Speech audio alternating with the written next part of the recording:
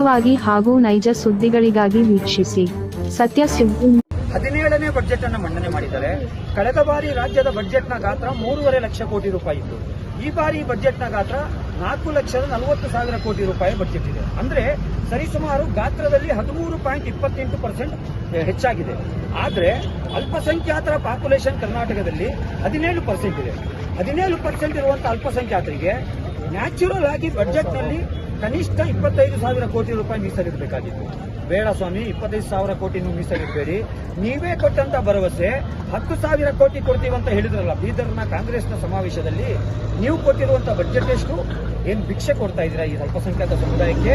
ಅಲ್ಪಸಂಖ್ಯಾತ ಅಂದ್ರೆ ಕೇವಲ ಮುಸಲ್ಮಾನರಲ್ಲ, ಸಿಖ್ಗಳು, ಬೌದ್ಧರು, ಜೈನರು ಮತ್ತು ಪಾರ್ಸಿಗಳು, ಮುಸಲ್ಮಾನರು ಸೇರಿ 6 ಸಮುದಾಯಗಳಿಗೆ 4,900 ಕೋಟಿ ಮೀಸಲಿಟ್ಟಿದ್ದೀರಾ ನೀವು. ಕಳೆದ ಬಾರಿ 4,700 ಕೋಟಿ ಮೀಸಲಿಟ್ಟಿದ್ರಿ.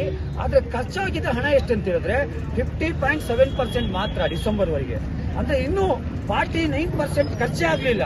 ಇದೆಲ್ಲವೂ ಕೂಡ ಜನರ ಕಣ್ಣಿಗೆ ಮಣ್ಣೆರಚುವಂತ ಪತ್ರ.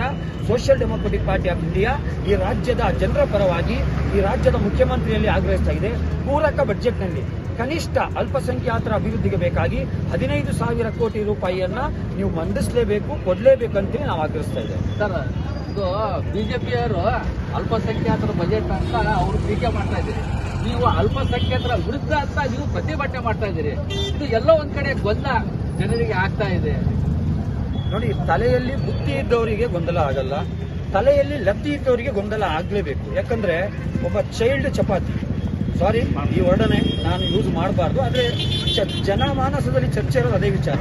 ಅವರೊಬ್ಬ ಸಂಸದರು ಈ ರಾಜ್ಯದ್ದು, ಯಾರು ತೇಜಸ್ವಿ ಸೂರ್ಯ, ಅವರಿಗೆ ಡೈಪರ್ ಸೂರ್ಯ ಅಂತ ಕೂಡ ಹೇಳ್ತಾರೆ, ನಾನಲ್ಲ, ಜನರು ಹೇಳ್ತಾರೆ. ಇವತ್ತು ಈ ದೇಶದಲ್ಲಿ ನಾವು ತೈಲವನ್ನ ಯಾವ ದೇಶದಿಂದ ಖರೀದಿ ಮಾಡ್ಬೇಕಂತ ಹೇಳಿ ಟ್ರಂಪ್ ಆದೇಶ ಕೊಟ್ರೆ ಮಾತ್ರ ಖರೀದಿ ಮಾಡಬೇಕು ಅಂತ ಹೇಳಿ ಒಂದು ಅಘೋಷಿತ ಪಾಲಿಸಿಯನ್ನ ಮೇಕಿಂಗ್ ಮಾಡ್ಕೊಂಡಿದ್ದಾರೆ.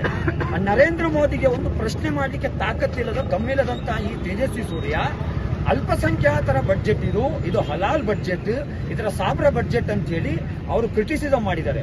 ನೋಡಿ, ಕ್ರಿಟಿಸಿಸಮ್ ಮಾಡಲಿಕ್ಕೆ ಲಾಜಿಕ್ ಇರಬೇಕು. ನಾನು ಕೇಳ್ತಾ ಇದ್ದೇನೆ, ಏನು ತೇಜಸ್ವಿ ಸೂರ್ಯರವರೇ, ಒಂದು ವಿಮಾನದಲ್ಲಿ ಟಾಯ್ಲೆಟಿನ ಬಾಗಿಲು ಯಾವುದು, ಎಮರ್ಜೆನ್ಸಿ ಎಕ್ಸಿಟ್ ನ ಡೋರ್ನ ಬಾಗಿಲು ಯಾವುದು ಅಂತ ಅರ್ಥ ಮಾಡ್ಕೊಳ್ಳೋದಂತ ನೀವು ಈ ರಾಜ್ಯದ 4,40,000 ಕೋಟಿ ರೂಪಾಯಿ ಬಜೆಟ್ ಅಲ್ಲಿ ಅಲ್ಪಸಂಖ್ಯಾತರಿಗೆ ಸಿಗಬೇಕಾಗಿದ್ದು 25% ಬಜೆಟ್. ಈಗ ಕೊಟ್ಟಿರುವಂತದ್ದು ಎಷ್ಟು ಗೊತ್ತಾ? 1.9% ಮಾತ್ರ. Underline this figure. 1.9% ಮಾತ್ರ. ಹೇಗೆ ಇದು ಸಾಬ್ರ ಬಜೆಟ್ ಆಗುತ್ತೆ? ಇದು ಸಾಬ್ರ ಬಜೆಟ್ ಅಲ್ಲ, ಇದು ಸಾಬರ ಅನ್ಯಾಯವಾದ ಬಜೆಟ್ ಇದು. ಆದ್ರೆ ಬಿಜೆಪಿಗರ ಜಾಯಮಾನನೇ ಅದು. ಯಾವುದರಲ್ಲೂ ಕೂಡ ಹುಳಿ ಹಿಂಡುವಂಥದ್ದು, ಹಿಂದೂ ಮುಸ್ಲಿಮರನ್ನ ಏನು ಹೊಡೆದಾಡುವಂತಹ ಪಾಲಿಸಿ ಅವ್ರದ್ದು.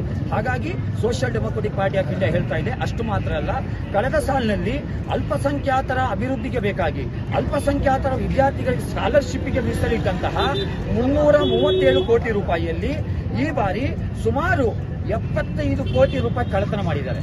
ಇದು ಅಲ್ಪಸಂಖ್ಯಾತರ ಹಣವನ್ನೇ ಕಳ್ಳತನ ಮಾಡಿರುವಂತದ್ದು. ಅದೇ ರೀತಿ ಸ್ಲಮ್ ಡೆವಲಪ್ಮೆಂಟ್, ನಗರ ಪ್ರದೇಶದಲ್ಲಿರುವಂತಹ ಅಲ್ಪಸಂಖ್ಯಾತರ ಕಾಲೋನಿ ಡೆವಲಪ್ಮೆಂಟ್ಗೆ 50 ಕೋಟಿ ರೂಪಾಯಿ ಲಾಸ್ಟ್ ಬಜೆಟ್ ಅಲ್ಲಿ ಅಲಾಕೇಟ್ ಆಗಿತ್ತು. ಈ ಬಜೆಟ್ ಅಲ್ಲಿ ಕೇವಲ 25 ಕೋಟಿ ಅಲಾಕೇಟ್ ಮಾಡಿದ್ದಾರೆ. ಅಲ್ಲಿ 25 ಕೋಟಿ ಕಳ್ಳತನ ಆಗಿದೆ. ಮತ್ತೆ ಇನ್ನೊಂದು ಬಹಳ ಬೆಚ್ಚಿ ಬೀಳಿಸುವ ಅಂಶ ಏನಂದ್ರೆ, ಏನು ಸ್ಕಾಲರ್ಶಿಪ್ ಮತ್ತು ರಿಯಂಬರ್ಸ್ಮೆಂಟ್ ಗೆ ಬೇಕಾಗಿ ಕಳೆದ ಬಾರಿ ಅಲಾಕೇಟ್ ಮಾಡಿದಂತಹ 300 ಕೋಟಿ ಅನುದಾನದಲ್ಲಿ 0 ಬಜೆಟ್ ಅಲಾಕೇಟ್ ಮಾಡಿದ್ದಾರೆ ಈ ಬಾರಿ. ಇದೆಲ್ಲ ಅಲ್ಪಸಂಖ್ಯಾತರ ಏನು ಋಣದಲ್ಲಿ ಸರ್ಕಾರ ನಡೀತಾ ಇದೆ ಹೊರತು ಅಲ್ಪಸಂಖ್ಯಾತರ ಪರವಾಗಿ ಬಜೆಟ್ ಮಂಡನೆ ಮಾಡಿಲ್ಲ. ತೇಜಸ್ವಿ ಸೂರ್ಯ ಮತ್ತು ಕೆಲವು ಕೋಮುವಾದಿ ಮಾಧ್ಯಮಗಳಿಗೆ ಅಂಕಿಅಂಶದ ಸಮೇತ ನಾನು ಉತ್ತರವನ್ನು ಕೊಡ್ತಾ ಇದ್ದೇನೆ. ಕೊನೆ ಪ್ರಶ್ನೆ. ಬಿಜೆಪಿ, ಕಾಂಗ್ರೆಸ್, SDPI, JDS ಎಲ್ಲ ಪಕ್ಷದವರು ಅಲ್ಪಸಂಖ್ಯಾತರಿಗೆ ಏನು ಆಟದ ವಸ್ತು ಅಂತ ಮಾಡ್ಕೊಂಡಿದ್ದಾರ? ಎಲ್ಲರೂ ಅಲ್ಪಸಂಖ್ಯಾತರ ಬಗ್ಗೆ ಬರೀ ಮಾತಾಡ್ತಾರೆ. ಒಬ್ರು ಹೇಳ್ತಾರೆ ಅಲ್ಪಸಂಖ್ಯಾತರಿಗೆ ಬಜೆಟ್ ಅಲ್ಲಿ ಒಳ್ಳೇದಾಗಿದೆ, SDPI ಹೇಳ್ತಾ ಇದ್ದಾರೆ ಅನ್ಯಾಯ ಆಗಿದೆ, ಬಿಜೆಪಿ ಹೇಳ್ತಾ ಇದ್ದಾರೆ ಹಲಾಲ್ ಬಜೆಟ್ ಅಂತಾರೆ. ಏನಿದು ಅಲ್ಪಸಂಖ್ಯಾತರ ಆಟದ ವಸ್ತು? ರಾಜಕೀಯ ಪಕ್ಷಗಳು ಈ ತರ ಒಂದು ಬೇರೆ ಬೇರೆ ತರದಲ್ಲಿ ಒಂದು ಆರೋಪ ಮಾಡ್ತಾ ಇದ್ದಾರಲ್ಲ, ಅಲ್ಪಸಂಖ್ಯಾತರಿಗೆ ಯಾಕಷ್ಟು ಕೀಳಾಗಿ ನೋಡ್ತಾ ಇದ್ದಾರೆ? ನೋಡಿ, ಈ ರಾಜ್ಯದಲ್ಲಿ ಅಲ್ಪಸಂಖ್ಯಾತರು ಈ ಟಿಶ್ಯೂ ಪೇಪರ್ ತರ ಆಗಿದ್ದಾರೆ. ಟಿಶ್ಯೂ ಪೇಪರ್ ಬಿರಿಯಾನಿ ತಿಂದು ಊಟ ಮಾಡಿ ಒರೆಸಿ ಬಿಸಾಕ್ ಹೋಗ್ತಾರೆ. ವೋಟ್ ಬಂದಾಗ ಮಾತ್ರ ಅಲ್ಪಸಂಖ್ಯಾತರ ನೆನಪಾಗ್ತದೆ. ನಮಗೆ ಈ ರಾಜ್ಯದ ಅಲ್ಪಸಂಖ್ಯಾತರ ಮತವನ್ನು ಪಡೆದು ಗೆದ್ದಿರುವಂತಹ ಶಾಸಕರು, ಮಂತ್ರಿಗಳಲ್ಲಿ ಒಂದು ಪ್ರಶ್ನೆ ಕೇಳಲಿಕ್ಕಿದೆ. ನೀವು ಯಾರ ಪರವಾಗಿದ್ದೀರಾ ಈಗ ಪ್ರೂವ್ ಮಾಡಬೇಕು. ನೀವು ಕಾಂಗ್ರೆಸ್ ಪಕ್ಷದ ಗುಲಾಮರಾಗಿದ್ರೆ ಜನತೆ ಮುಂದೆ ಹೇಳ್ಬಿಡಿ, ನಾವು ಕಾಂಗ್ರೆಸ್ ಪಕ್ಷದ ಗುಲಾಮರು, ಅವರು ಪಟ್ಟಿ ಹಾಕಿದ್ದಾರೆ, ಅವರು ನಡೆಸಿದ ಕಡೆ ನಾವು ನಡೀತೀವಿ ಅಂತ ಹೇಳಿ ನಾವು ಕೇಳ್ತಾ ಇದ್ದೇವೆ. ಅಲ್ಪಸಂಖ್ಯಾತರಿಗೆ ಇಷ್ಟು ದೊಡ್ಡ ಮೋಸ ಆಗಿದೆ, ಒಬ್ಬ ಶಾಸಕ ಒಬ್ಬ ಮಂತ್ರಿಯ ಒಂದು ಸ್ಟೇಟ್ಮೆಂಟ್ ಇಲ್ಲ. ಅದೇ ಸಂದರ್ಭದಲ್ಲಿ ದಲಿತ ಸಮುದಾಯದಲ್ಲಿ ಒಳ ಮೀಸಲಾತಿಗಾಗಿ ಹೋರಾಟ ನಡೀತಾ ಇದೆ. ಮುನಿಯಪ್ಪನವರು ಓಪನ್ ಸ್ಟೇಟ್ಮೆಂಟ್ ಕೊಡ್ತಾರೆ, ಏನಾದ್ರೂ ನೀವು ಒಳ ಮೀಸಲಾತಿ ಜಾರಿ ಮಾಡಲಿಲ್ಲ ಅಂದ್ರೆ ನಾನು ರಾಜೀನಾಮೆ ಕೊಡ್ತೀನಿ ಅಂತ ಹೇಳ್ತಾರೆ. ಅವರು ಆ ಸಮುದಾಯಕ್ಕೆ ತೋರಿಸ್ತಾ ಇರುವಂತಹ ಸಾಲಿಡಾರಿಟಿ. ನಮ್ಮ ಅಲ್ಪಸಂಖ್ಯಾತ ಸಮುದಾಯದ ಶಾಸಕರು ಮಂತ್ರಿಗಳಲ್ಲಿ ಆ ಕನಿಷ್ಠ ಜವಾಬ್ದಾರಿ ಇಲ್ಲ. ಹಾಗಾಗಿ ಅವರಿಗೆ ದೂರಿ ಪ್ರಯೋಜನ ಇಲ್ಲ. ನಾವು ಜನರು ಅರ್ಥ ಮಾಡ್ಕೊಳ್ಬೇಕು. ವಿಶೇಷವಾಗಿ ದಾವಣಗೆರೆ ದಕ್ಷಿಣ ವಿಧಾನಸಭಾ ಕ್ಷೇತ್ರದ ಅಲ್ಪಸಂಖ್ಯಾತರು ಉಪಚುನಾವಣೆ ಬರ್ತಾ ಇದೆ. ನೀವು ಇವರಿಗೆ ಬುದ್ಧಿ ಕಲಿಸಲಿಕ್ಕೆ ಒಳ್ಳೆಯ ಅವಕಾಶ. ನಿಮ್ಮ ಪರವಾಗಿ ಧ್ವನಿ ಎತ್ತವರು ಯಾರು ಎಂಬುದನ್ನ ನೀವು ಪ್ರೂವ್ ಮಾಡಿ.